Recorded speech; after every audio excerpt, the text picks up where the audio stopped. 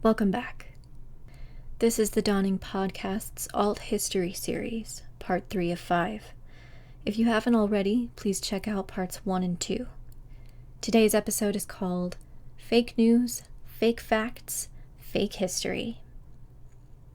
In my freshman year at college, I took Introduction to Astronomy, and it was taught by this old man who'd already retired but returned because he loved the subject so much. On the first day, he told us very clearly that astronomy is a science, but astrology is not. Let me paraphrase poorly. Astronomy is falsifiable. Either the theory has merit or it does not. Astrology is not falsifiable, because when a theory of astrology is disproven, the astrologist will not accept this. The astrologist will say, "We did not consider the moon sign, the ascendant sign, and any applicable retrogrades in motion," and on and on.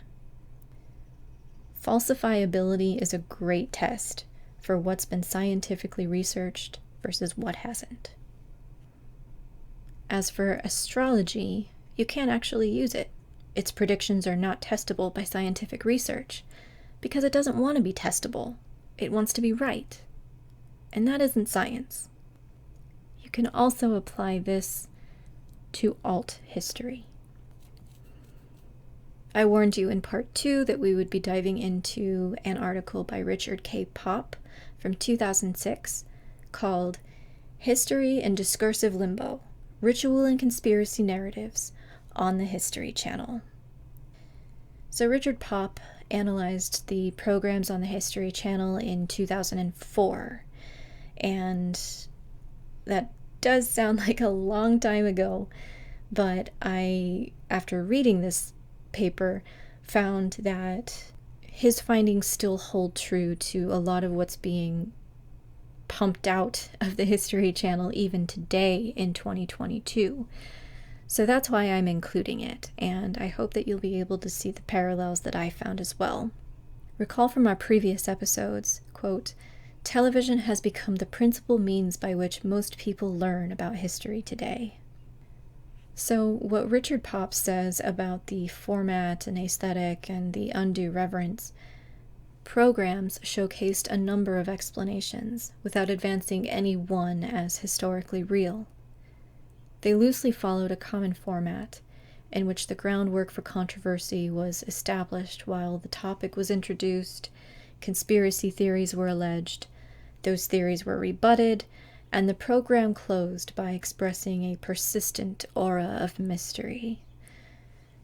So there are some inaccuracies with how the History Channel formats and introduces alternative ideas. Quote, "Critics have noted that its shoestring budget has often resulted in lax research efforts, historical inaccuracies, and an overdependence on footage taken from stock, reenactment, and Hollywood films."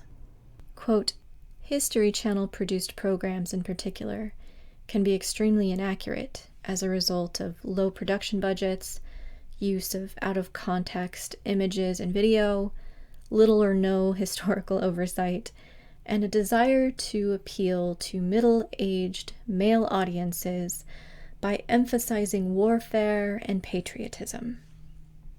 There is also a trend of speculation as the staple instead of scholarship, and they don't typically endorse one theory over the other. Quote, "Selecting one theory or explanation over the rest would mark a move from speculation to scholarship. Additionally, each theory is isolated." Quote, "Rival explanations were often presented in isolation from one another, keeping conspiracy theories separated from more traditional theories. This compartmentalization created a space within each program in which conflicting narratives could play out unhindered by their detractors. Additionally, each interviewee is given equal merit, and no one is granted authority, even when you have amateurs among the experts. Quote, Oftentimes, conspiracy advocates were amateur enthusiasts that had spent decades independently researching a topic, with the exception, once again, of the show called Beyond Conspiracy. There did not seem to be an overt relation between credentials assigned and authority granted.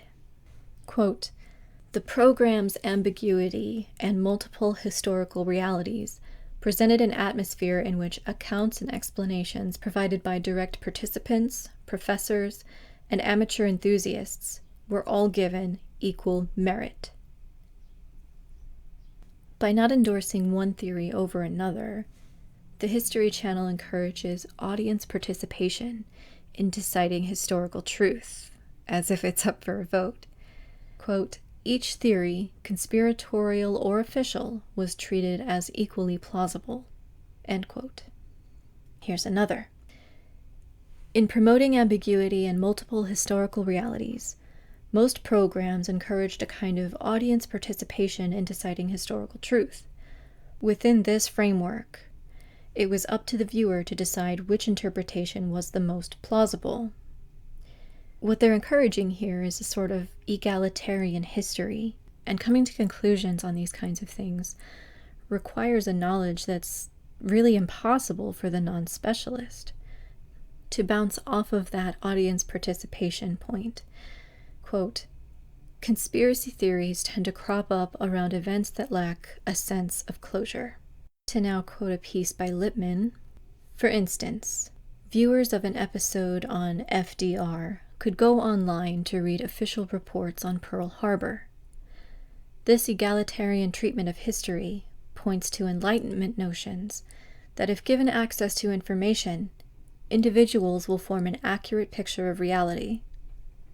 However, these kinds of definitive judgments would require a body of technical knowledge virtually impossible for non-specialists. To now hop back over to Pop, quote, "An event such as the JFK assassination does not balance out. A popular president is killed, the nation grieves, and the event comes to be seen as a turning point in American history. Its official explanation can only offer the actions of a single misguided loner. So individuals seek to balance out that equation by giving more weight to the Oswald side via a vast conspiracy. This reaction makes the event more meaningful and provides reassurance that the world is not as random as it would seem to be." Another issue lies in the alt history camp's ability, or freedom rather, to use evidence in impermissible ways in professional historiography. Quote, "The program's dramatic format required that distinctions be leveled to create a common debate. However, outside those confines, their participants primarily address very different groups. Academics speak to other academics. Official investigators speak to other government bodies. Conspiracy advocates speak to other enthusiasts. All speak in an annotated manner to a lay community. By presenting each argument at this general level, conspiracy programs collapsed the distinctions between the more specialized groups."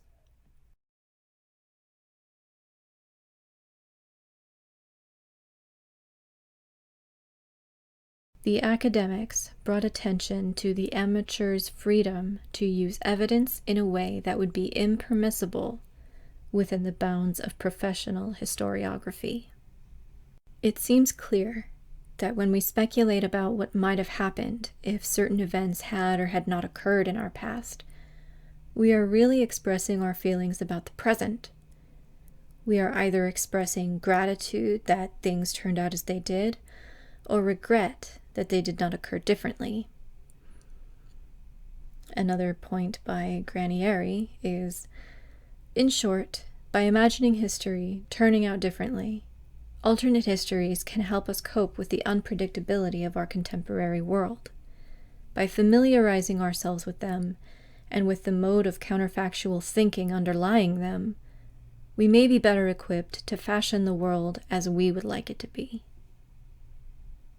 quote, "In providing a more satisfactory form of closure, conspiracy theories wipe away the discomforting randomness and reconfirm a sense of order to the world." So instead of providing a particular explanation for a subject, these programs, quote, "offered a multitude of possibilities. This does not represent a desire for closure, but instead a desire for a more acceptable form of uncertainty," end quote. And to move on again, "This amnesiac treatment seemed to indicate that after an hour of inquiry, no degree of progress had been made toward closure. In this regard, conspiracy programs seemed to do more to fuel cultural myths than dispel them." Here's a quote by Garrett Fagan in Diagnosing Pseudo-Archaeology. "When archaeology is pursued specifically in the service of an ideology that limits, if not actively predetermines, what conclusions are allowable, such as religious belief, nationalist or political ideology, or race consciousness, it has, in fact, devolved into the realm of pseudo-archaeology." Let's end with charity. Today I'm going to talk about the NavajoWaterProject.org. In the Navajo Nation, 30% of families live without running water.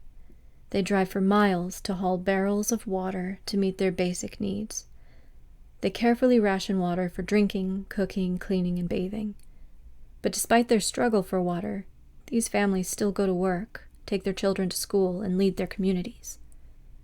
Navajo Water Project installs an off-grid home water system in just 24 hours, bringing clean, hot and cold running water to a Navajo family. If you have the means, I encourage you to donate.